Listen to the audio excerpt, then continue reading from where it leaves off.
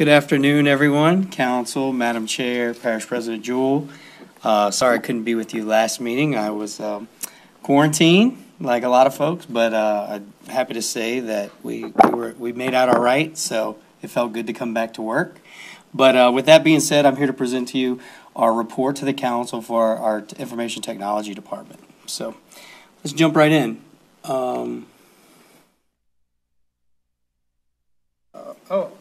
I'm sorry, grabbed the wrong one. We have the same.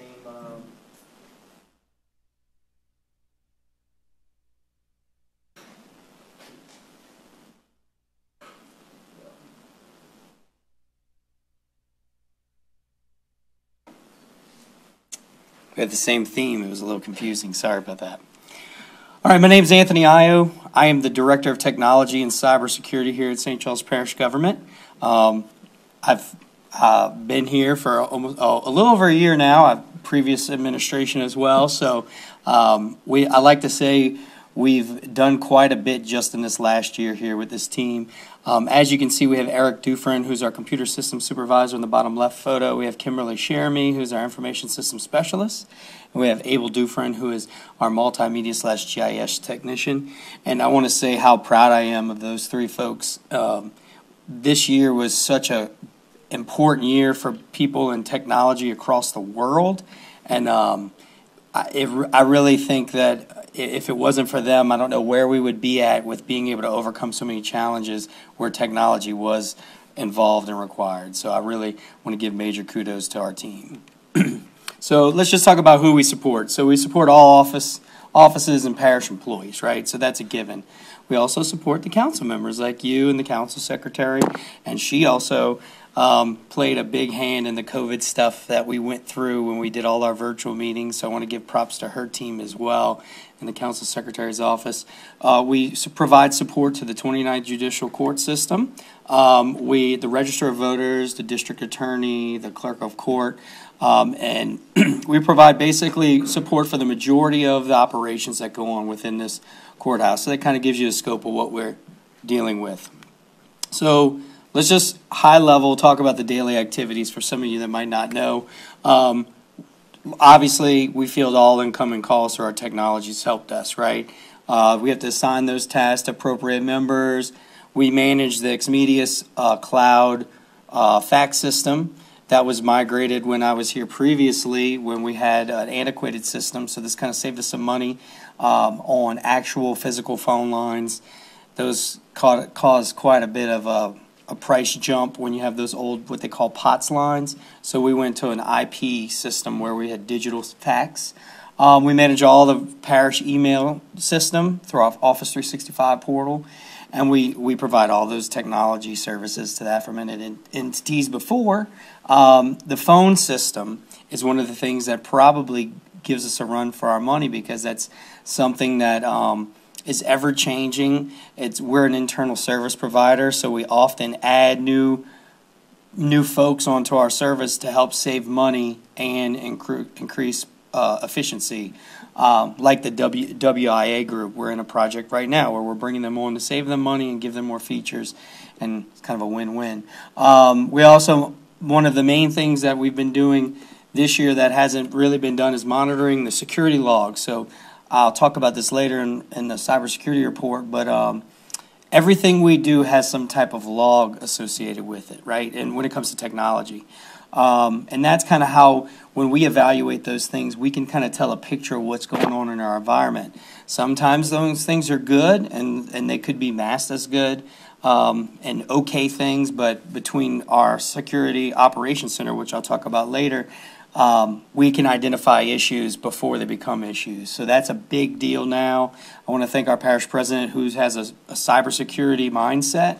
It's hard to really get that top-level support and in between you all approving funding for our data center this year and the parish president for supporting that. It's a very refreshing, especially in 2021 where people are struggling to find resources to help with cybersecurity, especially after this remote workforce COVID-19 world we're living in. And then, of course, with that, we maintain backups of critical services.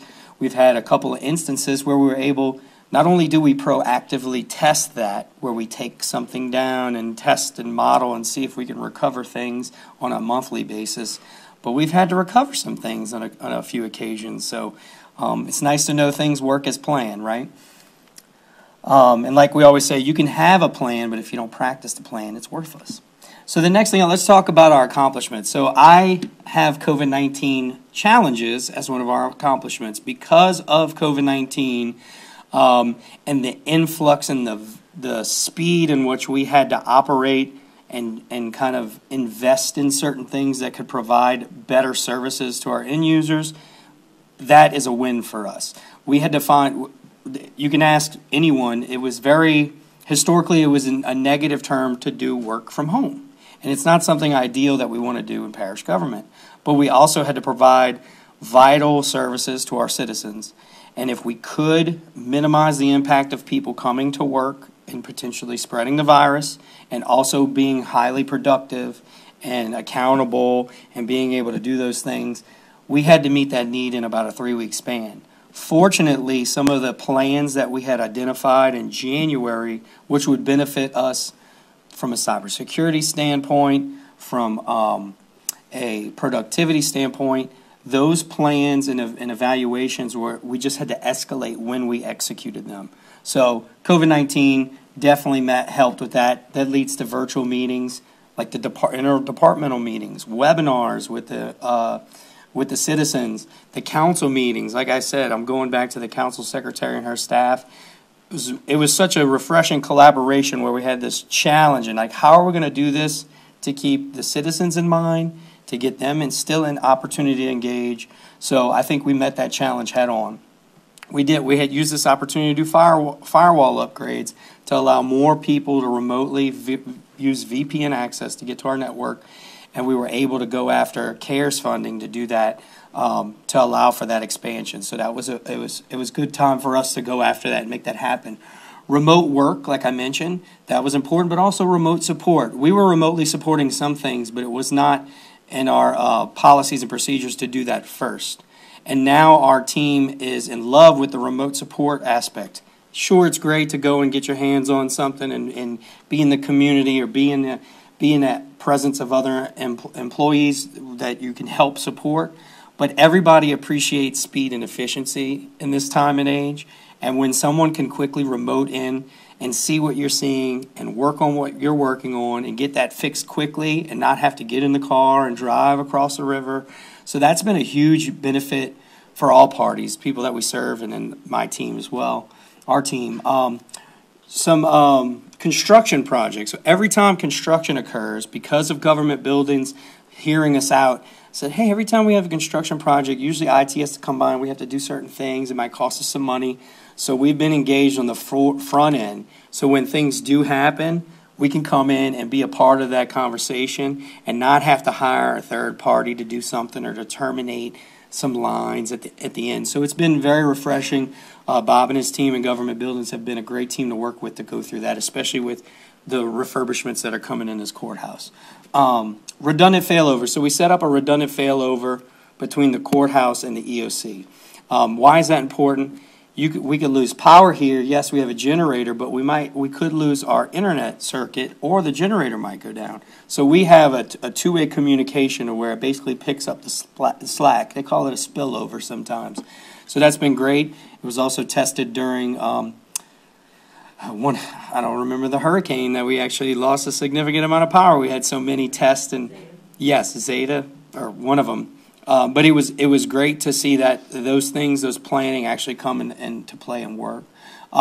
We actually started the NIST cybersecurity framework, which is the National Institute of Standards and Technology. It's something that's recommended by Department of Homeland Security and CISA, which is the cyber infrastructure organization through the government, and it's something that we're trying to be ahead of the curve because that will be something that will help us get funding in the future. And it's something that the state challenges us to do self-checks on. And I'd be happy to announce we had 0 major cybersecurity threats. We didn't have any instances of ransomware. We had a few things here and there where users would give up their information through a phishing attempt, but because of our SOC, which I'll talk about next, we were able to overcome that. So this was the first full year of our SOC, which is the Security Operations Center. So like I mentioned, everything has data points, right? Those data points are collected by some devices that sit on our network. Before it passes through anything, it goes through there. And it goes to the cloud, and it goes to our vendor who looks at the, I don't know how efficient we would be if we just had one person sitting and hunting down all of these data points to read. So they take these data points and they evaluate them, and then through artificial intelligence, and they say, this has a behavior of something dangerous. So that resulted last year in 3,340 investigations, okay? And that's a screenshot at the bottom of the report. So when those investigations occur, some of them, depending on the relevancy, they'll discuss with me, and we'll bless and say, oh, that's us. So it'll say, hey, someone with credentials created some permission. Now, if I did it and I was being malicious, it would let my IT team know that that was done, so we can have accountability amongst, so we won't have a rogue person or someone compromising credentials and causing problems. Cybersecurity is a big deal now, especially what happened a few years ago in the school districts in Louisiana, the city of New Orleans. I think that would like to say is probably a driving force when President Jewell called me and asked me to come work for a part of his administration because of the cybersecurity problems going around in local government. So I'd like to say that we only had 95 reported incidents. Some of those incidents look like someone logged in from another country. And sometimes those are compromised. Sometimes they're not. It's someone on vacation, right?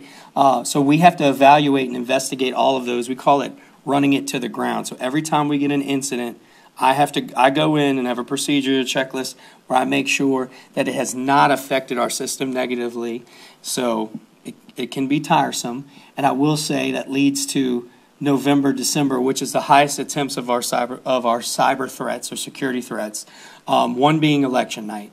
Election night, we saw a substantial amount.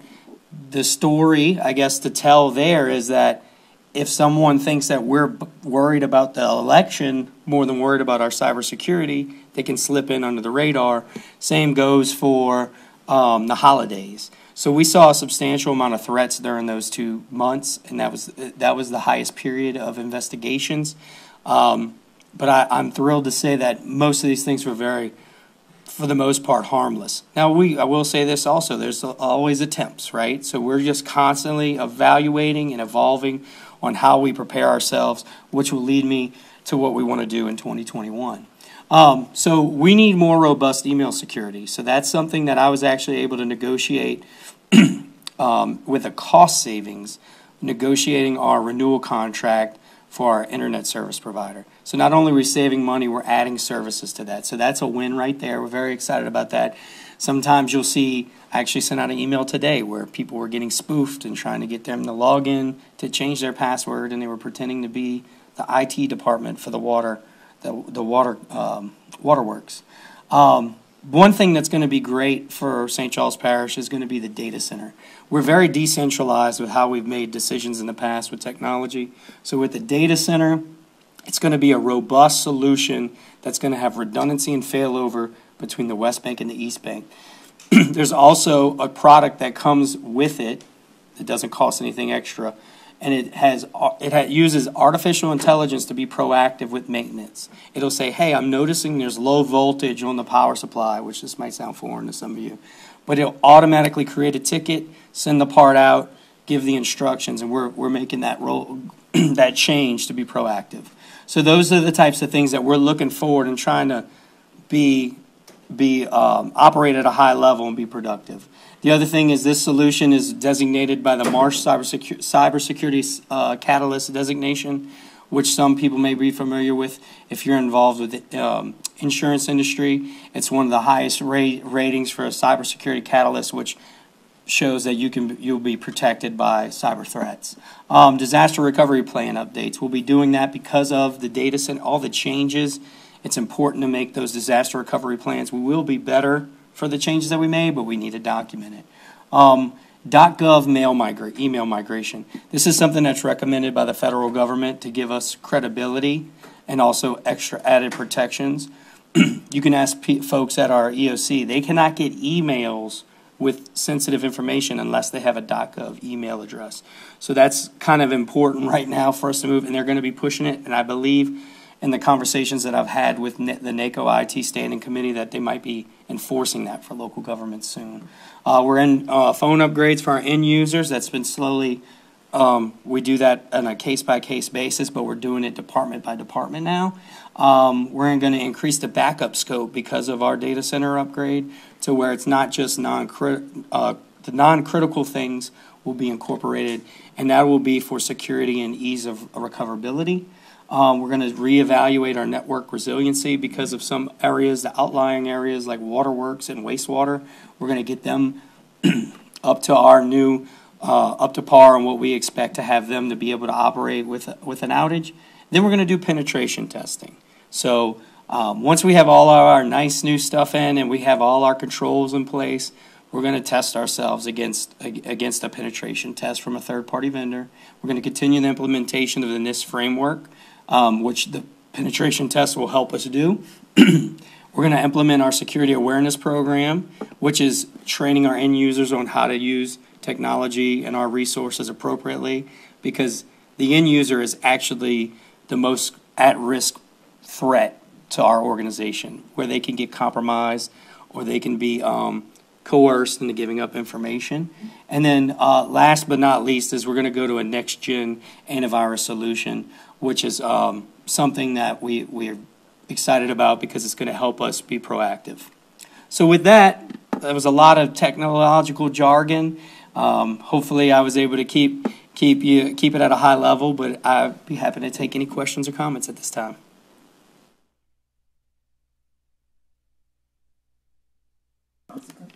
Thank you, Madam Chair. Anthony, I'd just like to thank you and your department. Thank you. Because I know this past year was very challenging.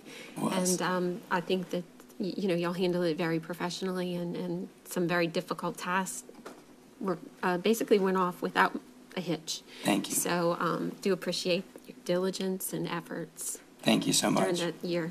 Yeah, and again, major kudos to the team because you're right. We talk about it all the time. We definitely grew a lot from this, though. Thank you. Thank you, Madam Chair. I've told you privately dozens of times. I don't think I could have chaired without you. Thank you so much publicly. Man, the first time we did it, we had to roll it out, practice, practice, practice, and practice. Yes, and it was worth it. Not a hitch. Yes. Uncharted territory, doing the whole council from home, me in here, telephones.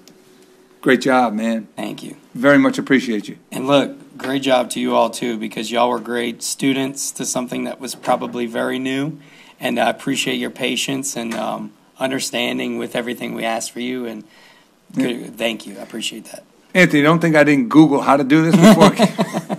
There's no such thing. But thank you. Thank you. Mr. Dufresne. Thank you. Anthony, I just want to tell you thank you. Every time I ever have an issue, I call you guys at Johnny on the spot and get it fixed, and real efficient. Y'all do an outstanding job. Appreciate you, man. Thank you, sir. I appreciate you. Thank you. Mr. Jewell. I just want to thank Anthony and the whole team. He does a tremendous job making sure that our systems remain safe.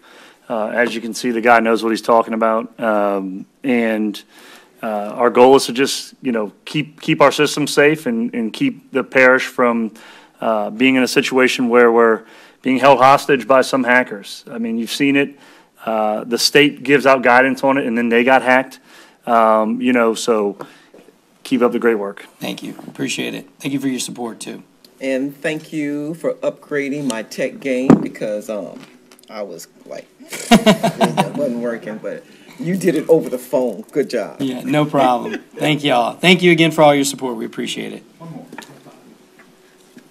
Mr. Donaldson. Yes, ma'am. Thank you. I would also like to say thank you, and I know you had a tough year, and adding me to the system didn't help at all. But I really appreciate it, was buddy. great. Thanks a lot. Hey, I think I enjoyed getting to know you through the experience of setting you up, so I appreciate it, Mr. Great Johnson. job. Thanks so much. Thank you so much.